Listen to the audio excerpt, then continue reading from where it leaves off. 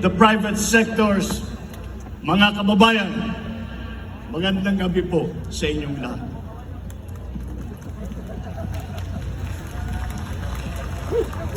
Alam niyo po, noong nakaraang linggo, dumalo ko sa mga parangal at nakipagdaupang palad sa ating mga kababayang taglad na kagitingan ng lahing Pilipino. Sa bantayog ng SAF 44, naalala ko ang tapang ng ating lahi. Silang nauubusan ng bala pero hindi nauubusan ng lakas ng loob. Sa inaugurasyon ng Lung Center of the Philippines, Lung Transplant Program, nakakasalimuha ko ang mga walang takot na mga frontliner natin na sa harap ng rumaragasang COVID-19 pandemic ay hindi nagpatinag. Sa loob ng Barasoyan Church sa Malolos, sumariwa sa aking isipan ang pag-iigit ng ating mga bayani na ang kalayaang nakamit ay hindi na maaaring bawiin.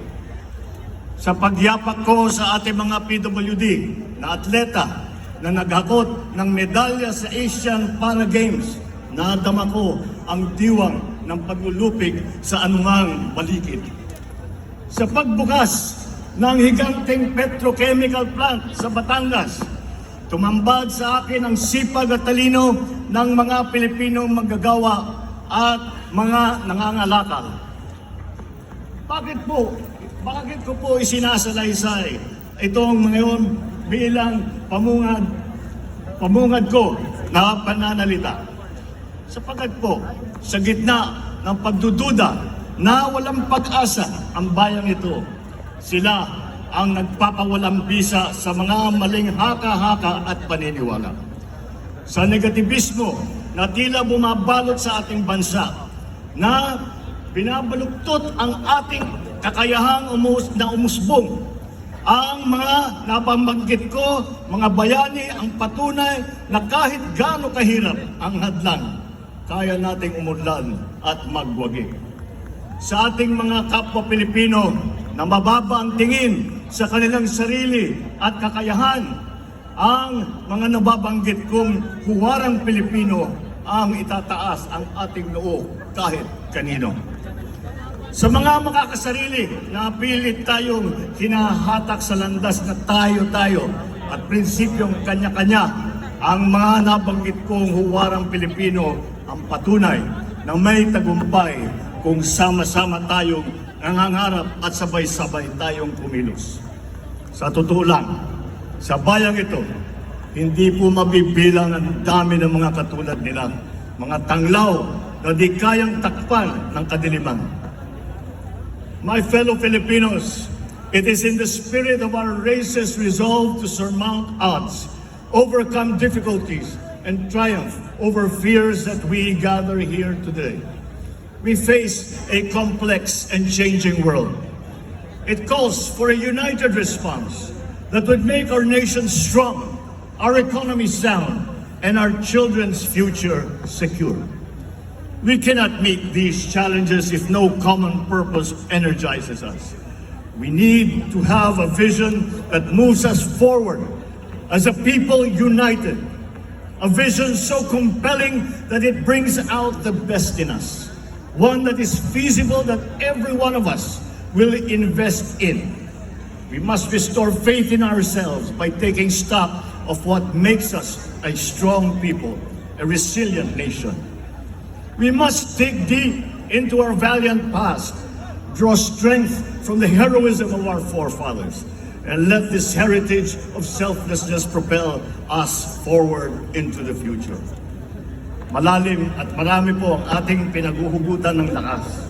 When dreams seem impossible, let us remember that our nation, Asia's first republic, was founded by patriots who were in their 20s, who never wavered in fighting for the freedom that we enjoy today. Because when stakes are high, let us recall how Bataan and Corregidor survivors went and rebuilt a nation whose cities were in ruins, but whose spirits were not. When hard work looms, let us be inspired by the resilience of communities pummeled by typhoons, yet never let this annual stress of nature defeat them. Every generation who came before us was defined by the crisis that tested their mettle and that tried their souls. And as we rebuild, we must not return to a nation as it was before. We must create one that is better. We will only succeed if we overcome the crisis of confidence that clipped our wings long before COVID-19 struck. We have to begin by restoring faith in ourselves, belief in our strengths, and trust in our institutions. Only then can we have confidence to bravely confront whatever tomorrow brings.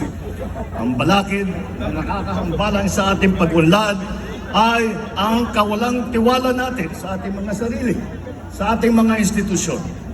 Bakit marami sa atin ay napakababaw ng pagtingin sa ating kakayahan? Bakit naging marupok ang paggalang sa mga batas at alituntunin? Simpleng batas trapiko, hindi nasusundan. Ang kalat, itinatapon kung saan-saan. Uso pa rin ang palakasan, talamak ang palusot. Gustong makalamang, ayaw lumaban ng patas. Hindi pwedeng ibunto ng sisi sa taong bayang paulit-ulit na pinangakuan pero hindi natutupad na pangako. Hindi natin pwedeng sumbatan ang masang biniguna ng maraming beses. Kaya ilang beses ko na itatanong sa aking sarili, paano ba natin hihilumin ang pagtatampo ni Juana at Juan de la Cruz? Paano natin ibabalik ang tiwala nila sa gobyerno, sa kanilang sarili, sa ating kinabukasan?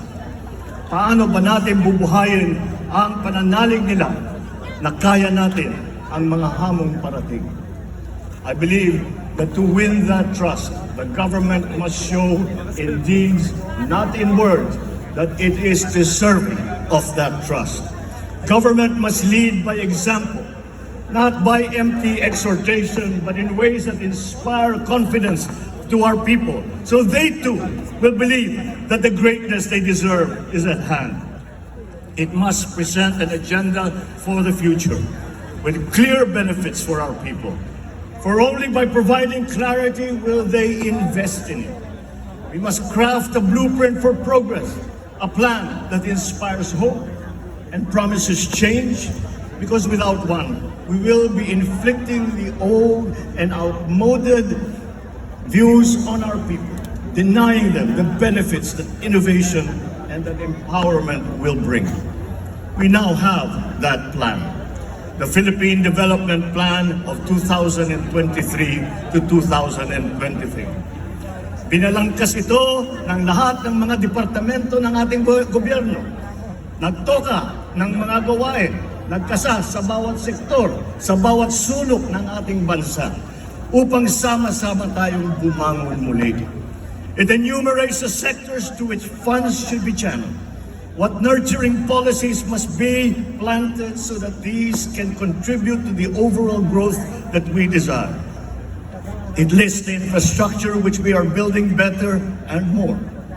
It paints the ideal human development index that we are all working to achieve.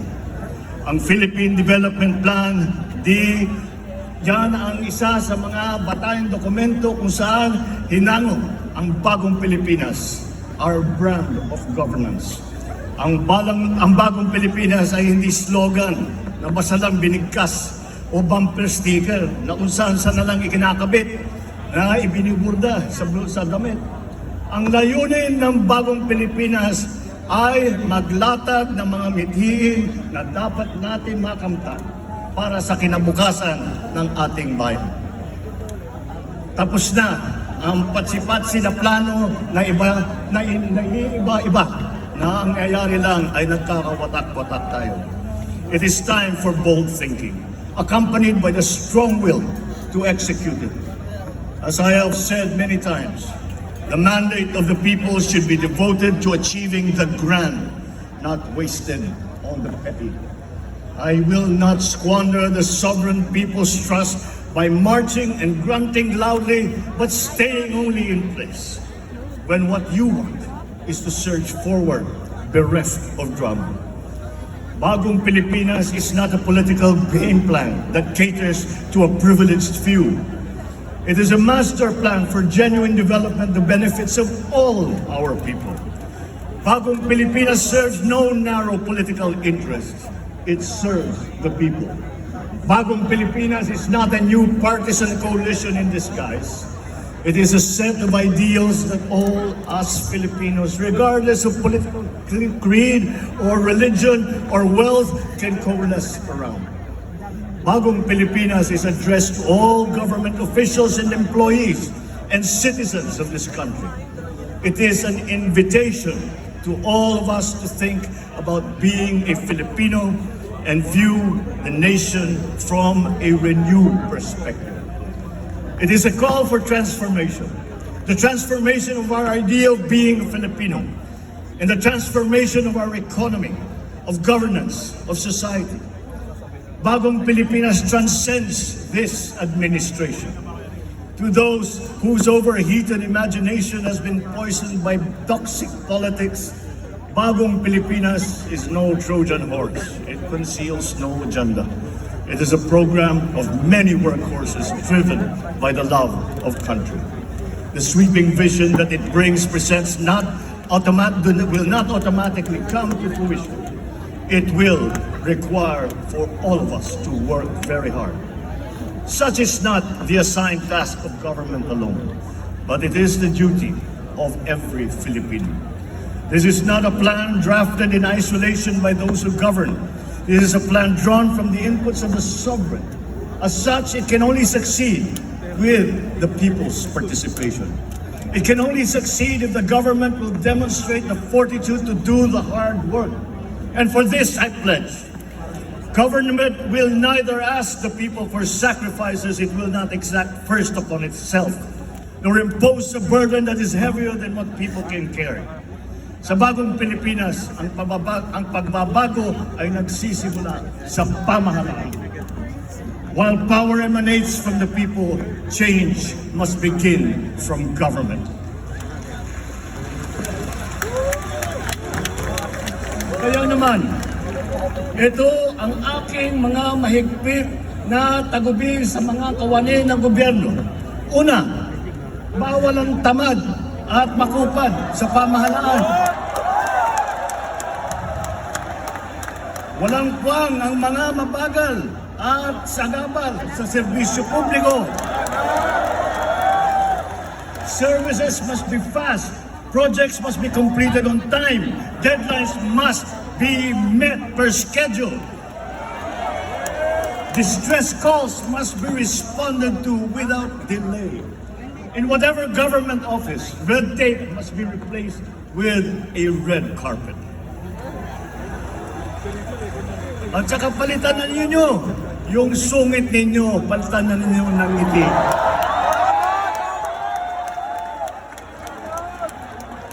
Complex requirements and the processing time must be reduced. Pangalawa, bawal ang mga hindi tapat at nangungulumbat. Kapag pera ng bayan ang nawala dahil sa katiwalian, ang mga taong paglalaanan sana ng pondong naglaho ay nananakawan. Sa Bagong Pilipinas, bawal ang waldas.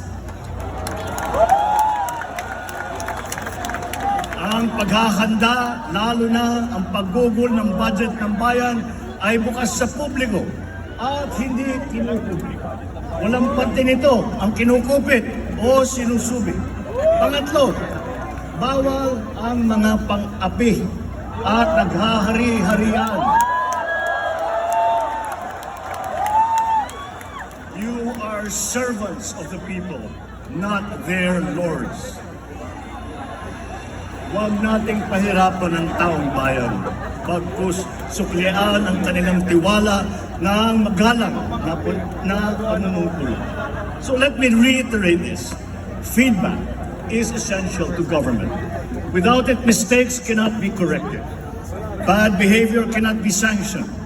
Best practices cannot be learned, and good deeds cannot be commended. Sa Bagong Pilipinas, ang masama ay ireklamo, ang mabuti ay irekomenda. Ngunit ang mga papuri at puna ay hindi dapat hintayin kumatok na lang sa ating mga opisina. Obligasyon natin na nasa gobyerno na hanapin ito. Kailangan natin bumaba sa masa upang tignan ang kanilang kalagayan at alamin ang kanilang hinaing. Huwag iasa ang pagpisil sa kanilang pulso sa mga report lamang. Tapos na ang panahon ng pagkukuyakoy sa loob ng mga tanggapan ng gobyerno. Halimbawa, imbis na suriin ang isang suliranin sa walang katapusan baliktatan ng mga tao sa gobyerno, bakit hindi lang magkaroon ng konsultasyon sa mga naapektuhan? Sa Bagong Pilipinas, ang mga mamamayan ay dapat ligtas. Ligtas sa krimen, ligtas sa kalamidad. Sa mga pulis, ating mga bumbero, tiyakin ninyo na agarang pagresponde sa bawat tawag at sumbong. Ngunit, ang pinakamahalagang dapat bawasan ay ang dami ng tawag at sumbong sapagkat nangangahulugan ito na bumababa na ang bilang ng krimen. Ang inyong sigasig ay susuklian natin ng suporta of ample resources to move, to communicate, and to solve the problems that we are faced with, including tools to prevent a different kind of stealing.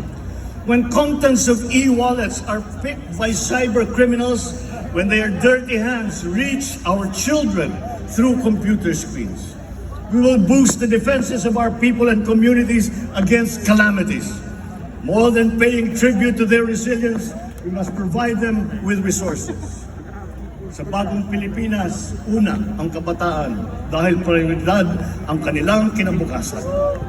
Pangangalaga sa kalikasan ang pangunahin nilang pagkakabalahan. The reforms that we envision for our educational system should be showcased in our classrooms. The gist of which is this: a learner with books on their table, a well-trained, highly motivated, well-paid teacher in front of them, teaching a curriculum carefully created to our needs under a setting wired to the digital world. Sa gitna nito, ang sentro ng ating pagsisikap. Isang batang natututo. To learners who are hungry, we will provide meals. Because one cannot feed the mind habang umuugong ang kanilang mga tiyan.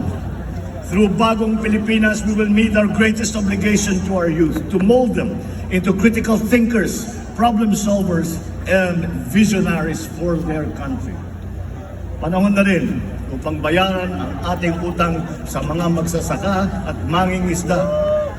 Those who feed the nation, but ironically cannot feed their own family.